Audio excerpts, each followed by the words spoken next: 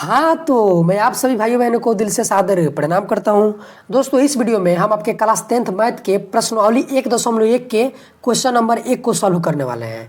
तो चलिए दोस्तों, हम इस क्वेश्चन को सॉल्व करते हैं। देखिए, क्वेश्चन है कि निम्नलिखित संख्याओं का HCF ज्ञात करने के लिए यानी कि मालूम करने के लिए यूक्लिड विभाजन एल्गोरिथ्म का प्रयोग कीजिए। देखिए, ज्ञात करना या फिर मालूम करना दोनों एक ही होता है। इस प्रश्न को बनाने से पहले मैं चाहूंगा कि आपको कुछ शब्दों को अर्थ को समझ लेना चाहिए, क्योंकि आपके एग्जाम में प्रश्न को घुमा फिरा के पूछता है। तो अगर आप लोग नहीं समझेंगे तो हो सकता है कि आप लोग एग्जाम में कंफ्यूज हो जाए और प्रश्न को छोड़ दे। इसीलिए आप सबसे पहले कुछ बेसिक चीज़ों को समझ लीजिए। देखिए, यहाँ पे है निम्नलिखित संख्याओं। तो निम्नलिखित संख्याओं का अर्थ क्या होता है? निम्नलिखित का अर्थ होता है कि जो नीचे लिखा गया है, और संख्या मतलब समझते हैं कि जो भी मैथ का संख्या की बात हो रही है। तो देखिए, इन सभी को हम निम्नलिखित संख्याओं कहा गया है। जैसे यहाँ पे 135 और 225 है, तो ये नीचे भी लिखा गया है इसके नीचे, और यह मैथ का संख्या है, तो इनको निम्नलिखित संख्याओं कहा गया है। तो उम्मीद है कि आप लोग निम्नलिखित संख्याओं का अर्थ समझ गए हैं। और इसका HCF ज्ञात करने के लिए यूक्लिड विभाजन एल्गोरिथ्म का प्रयोग कीजिए। यानी कि इसका HCF निकालने के लिए हमको यूक्लिड विभाजन एल्गोरिथ्म का प्रयोग करना है। देखिए, आगे के आप एक्सरसाइजों में पढ़ेंगे कि HCF निकालने के लिए बहुत सारा तरीका होता है, लेकिन इसमें आपको यूक्लिड विभाजन एल्गोरिथ्म के मदद से आपको HCF को निकालना है। तो दोस्तों, अब आपको समझना होगा यूक्लिड विभाजन एल्गोरिथ्म आखिर है क्या। ठीक है, तो समझ लीजिए। देखिए, यूक्लिड विभाजन एल्गोरिथ्म है A बराबर B³ + R। अगर इसको हिंदी में बात किया जाए तो याद रखिएगा, भाज्य बराबर भाजक गुने भागफल प्लस शेषफल। देखिए भाई लोग, A को भाज्य बोला जाता है, B को भाजक बोला जाता है, Q को भागफल बोला जाता है, R को शेषफल बोला जाता है हिंदी में। अब थोड़ा आप इसको और अच्छे से समझ लीजिए। देखिए, आप जानते हैं कि A को भाज्य बोला जाता है, तो एक जगह पे हम भाज्य लिख सकते हैं। बराबर है तो बराबर। B को भाजक बोला जाता है, तो B को यहाँ पे हम भाजक लिख दिए, और यहाँ पे भाग Q का अर्थ होता है भागफल, तो भागफल लिख दिए।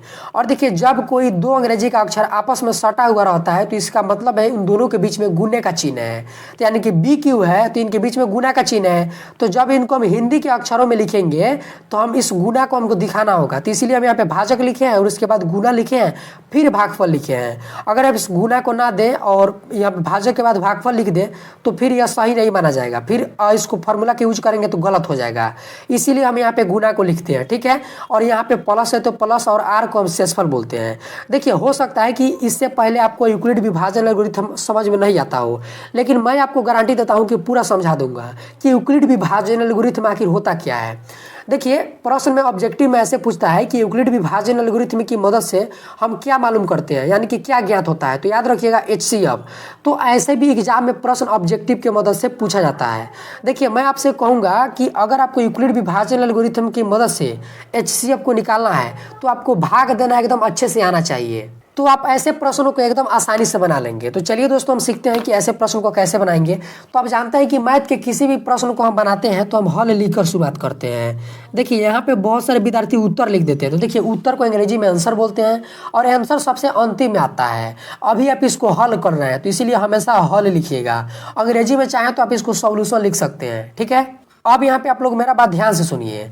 देखिए, यहाँ पे एक चीज़ आपको करना रहता है। जैसे यहाँ पे 135 है तो आपको यहाँ पे 135 को यहाँ पे ज्यों का त्यों लिख देना है। उसके बाद यहाँ पे 225 है तो 225 को लिख देना है। देखिए, अब आपको क्या करना है कि जो संख्या बड़ी रहती है उसके तरफ इस चिन्ह का मुंह को खोल देना है। देखिए, आपको ऐसे चिन्ह का एक प्रयोग करना है, और जो संख्या बड़ा रहता है उस तरफ ये इस चिन्ह का मुंह खुला होता है। जैसे देखिए, इसका मुंह 225 की तरफ खुला हुआ है, तो यानी कि 225 बड़ा होगा, और जिस तरफ इस चिन्ह का मुंह बंद होता है तो यानी कि वह संख्या छोटा है। तो देखिए, इस तरफ इस चिन्ह का मुंह बंद है तो यानी कि 135 छोटा होगा। अब आप लोगों के मन में एक सवाल आएगा कि आखिर हम ऐसा करेंगे क्यों। तो आप ध्यान से समझिए कि क्यों करना है। देखिए, अब आपको भाग बनाना है, तो चलिए भाग कर लेते हैं। तो देखिए, यहाँ पे 135 है तो आपको इसको इस रूप में लिखना है। तो 135 को आप लोग यहाँ पे लिख दीजिएगा, उसके बाद ऐसे कर दीजिएगा, और 225 बड़ा है तो 225 को अंदर लिख दीजिएगा। अब दोस्तों, आप लोग यहाँ पे ध्यान से देखिए, इसीलिए हम इस चिन्ह का मुंह यहाँ पे खुला रखे थे। जिस तरफ खुला रहता है ना, उस संख्या को हम बीच में लिखते हैं, यानी कि इस रूप में, और जिस तरफ इस चिन्ह का मुंह बंद रहता है उसको हम बाहर लिखते हैं। और आप ये अच्छी तरीके से जानते हैं कि हमेशा बड़ी संख्या में छोटी संख्या से भाग दिया जाता है। तो 225 बड़ा था और 135 छोटा था, तो इसलिए हम इस रूप में लिखे। अब आपको जिस तरह भाग बनाते हैं ना, उस तरह आपको भाग बनाना है।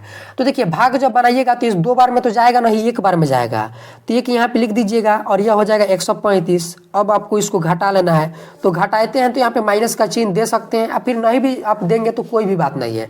5 में से 5 जाएगा तो 0, 2 में से 3 नहीं जाएगा तो हासिल लेंगे, 12 में से 3 जाएगा तो 9 हो जाएगा, और यह 1 में 1 को घटाइएगा तो यह 0 हो जाएगा, यानी कि कट जाएगा। अब चाहे तो यहाँ पे कटिस भी दे सकते हैं, या फिर 0 भी दे सकते हैं, या फिर नहीं भी देंगे तो कोई बात नहीं है, केवल 90 भी लिख देंगे तो सही माना जाएगा।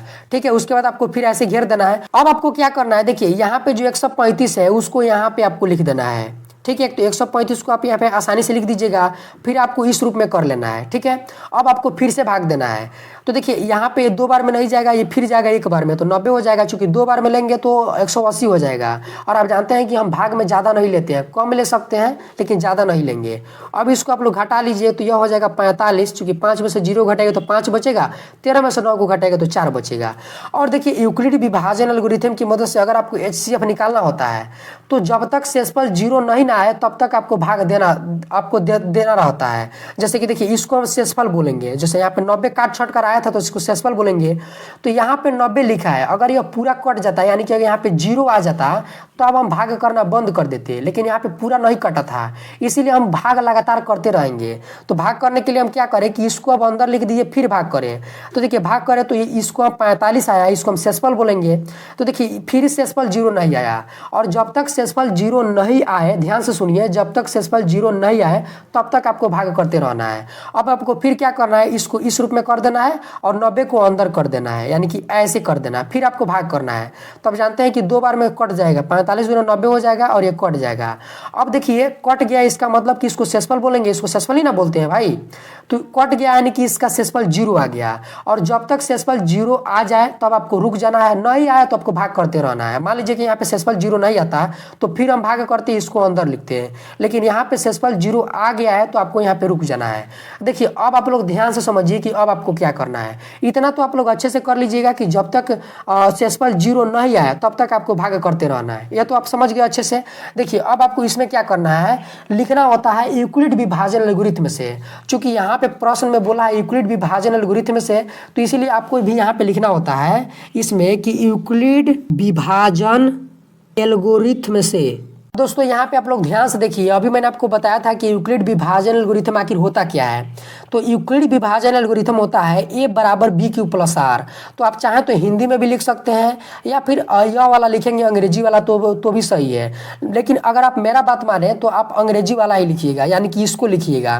तो इसको लिख दीजिए, तो क्या लिखिएगा, A = BQ + R। तो इतना तो कर लीजिएगा आप आसानी से। अब देखिए इसको हम इसलिए किए ताकि इसका जो है इसका मान हम इस पे रख सके, तभी हमको HCF मालूम होगा। कैसे रखेंगे, ध्यान से देखिए। अब देखिए ये इसको जो है, यह जो आप सबसे पहले वाला भाग दिए थे, यह बीच वाले को हम ये बोलते हैं, यानी कि इसको हम ये बोलेंगे।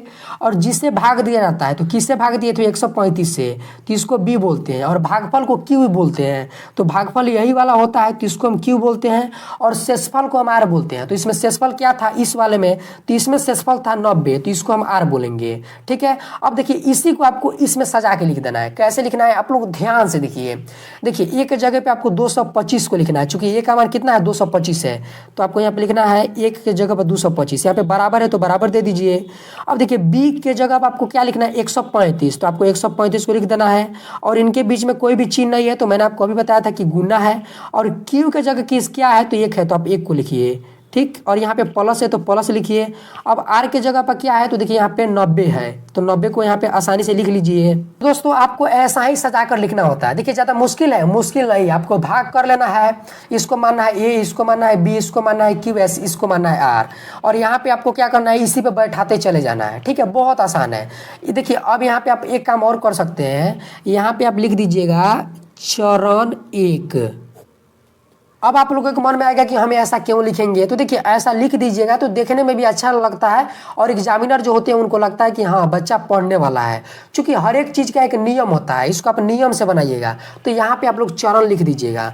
अब देखिए अब यहाँ पे इसको भी आपको मानना होगा A, B, Q, R, तो आपको भी यहाँ पे फिर से लिखना होगा चरण 2। अब इसमें भी आपको क्या करना होगा, देखिए अब इसको आपको ए मानना होगा। यह जो आप 135 देख रहे हैं इसको अब ए मानना होगा। अब उस समय इसको हम आर माने थे, लेकिन अब इसको आप भूल जाइए ऊपर वाले को। अब इसको आपको मानना होगा बी, यानी कि 90 को आप क्या मानिएगा, अब 90 को आप मानिएगा बी। और इसको आपको मानना होगा क्यू, और इसको मानना होगा आर। अब इसी को आपको जो है इस पर सजा के लिख देना है। देखिए ए किसको माने हैं, तो 135 को, तो आपको यहाँ पे लिख देना 135 बराबर है तो बराबर दे दीजिए। बी किसको माने हैं, फॉर्मूला के हिसाब से चलिएगा। बी माने हैं आप 90 को, तो 90 को लिख दीजिए, यहाँ पे गुना लिख दीजिए। क्यू किसको माने 1 को, तो 1 को लिख दीजिए। प्लस है तो प्लस देखिए फॉर्मूला में है। आर किसको माने हैं, तो 45 को माने, यानी कि 45 को लिख दीजिए। ठीक है, अब देखिए अब फिर आपको इसमें आना है। इतना तो आप काम कर लीजिए, अब इसका भी काम खत्म हो गया। अब आपको क्या करना है कि अब इसको ए मानना है, यानी कि 90 को ए मानना है, इसको बी मानना है, इसको क्यू मानना है, और इसको आर मानना है, और इसी को सजा के यहाँ पे लिख देना है। तो देखिए अब यहाँ पे आपको फिर से लिखना होगा चरण 3। अब यहाँ पे आप लोग ये किसको माने हैं, तो 90 को माने हैं, तो यहाँ पे आप 90 लिख दीजिए। ठीक है, बराबर यहाँ फॉर्मूला में बराबर है तो बराबर दे दीजिए। उसके बाद बी है, तो बी किसको माने हैं, तो अब जानते हैं इसको हम बी बोलेंगे। उस समय यह आर था, लेकिन अब यह बी हो गया। बी का मान कितना है, तो 45 है, तो 45 को लिख दीजिए। और देखिए इसके बीच में कुछ भी नहीं है, तो यानी कि गुना है। और फिर यहाँ पे क्यू किसको माने हैं, तो क्यू मानते हैं हम 2 को, तो यहाँ पे 2 लिख दीजिए। फॉर्मूला में प्लस है तो प्लस को लिखिए। ठीक है, अब देखिए आर का मान यहाँ पे कट गया, इसको हम चूंकि आर बोलेंगे, यानी कि आर का मान 0 आ गया है। कटना मतलब कि 0, तो आर का मान यहाँ पे आप लोग 0 लिख दीजिए। अब यहाँ पे एक बात ध्यान दीजिए कि इसी लाइन से हमको इसका HCF मालूम होगा।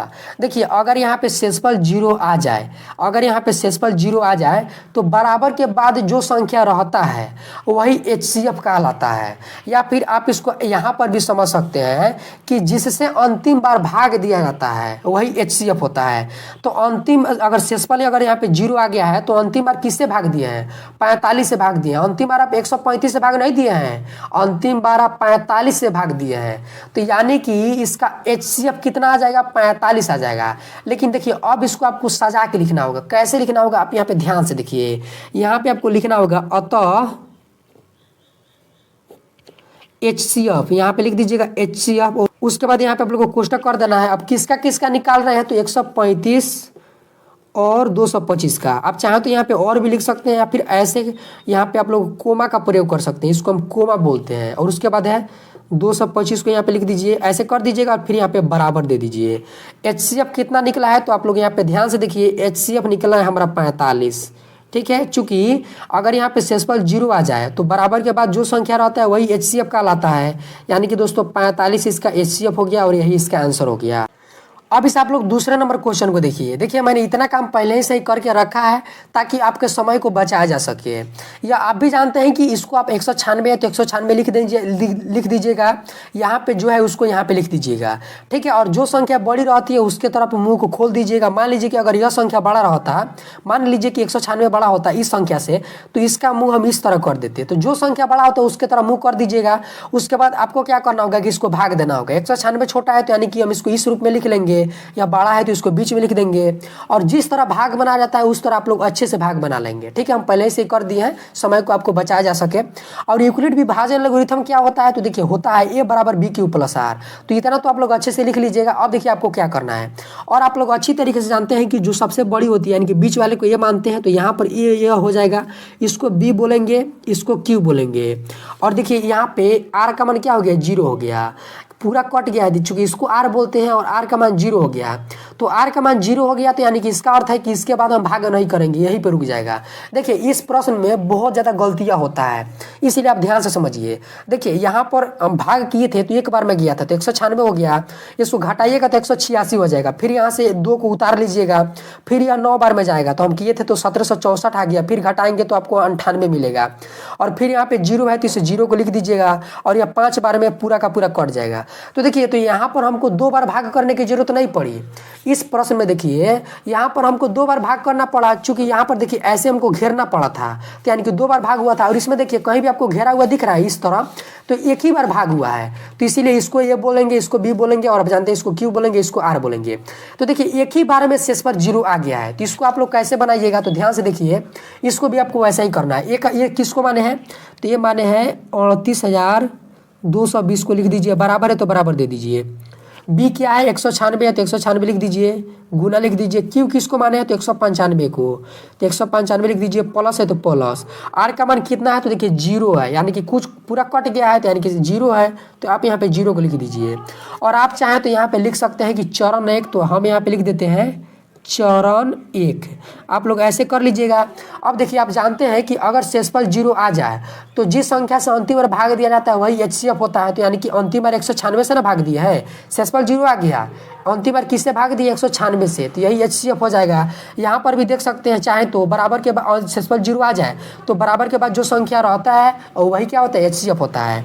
यानी कि दोस्तों इस प्रश्न का HCF क्या हो जाएगा, तो देखिए लिख दीजिए 196 है तो 196, उसके बाद है 38,220 को लिख दीजिए, इसका HCF हो जाएगा 196। तो आपको यहाँ पे लिख देना है 196। और यही दोस्तों इसका आंसर हो गया। तो देख सकते हैं कि कितना ज़्यादा आसान है, इसको बनाना कोई ज़्यादा मुश्किल है, कोई भी मुश्किल नहीं है। दोस्तों यहाँ पे देखिए तीसरा नंबर प्रश्न है, इसको मैं नहीं सॉल्व करूंगा, इसको आप लोग सॉल्व कीजिएगा और कमेंट में इसका आंसर जरूर दीजिएगा। अगर आप लोग कमेंट में सही इसका आंसर देंगे तब तो मुझे पता चल जाएगा कि आपको समझ में आ गया है, और गलत देंगे तो मुझे पता चल जाएगा कि आप नहीं समझ पाए हैं। तो दोस्तों आपको इसका आंसर जरूर देना है, और हाँ किताब में देख कर नहीं देना है, अपने से सॉल्व करके देना है। तो दोस्तों उम्मीद है कि जो भी कुछ मैं बताया हूँ आपको अच्छे से समझ में आ गया होगा। ठीक है, तो आज के लिए दोस्तों इतना ही, फिर मिलते हैं अगले किसी खास वीडियो में। तब तक के लिए जय हिंद, वंदे मातरम, हंसते रहिए, मुस्कुराते रहिए।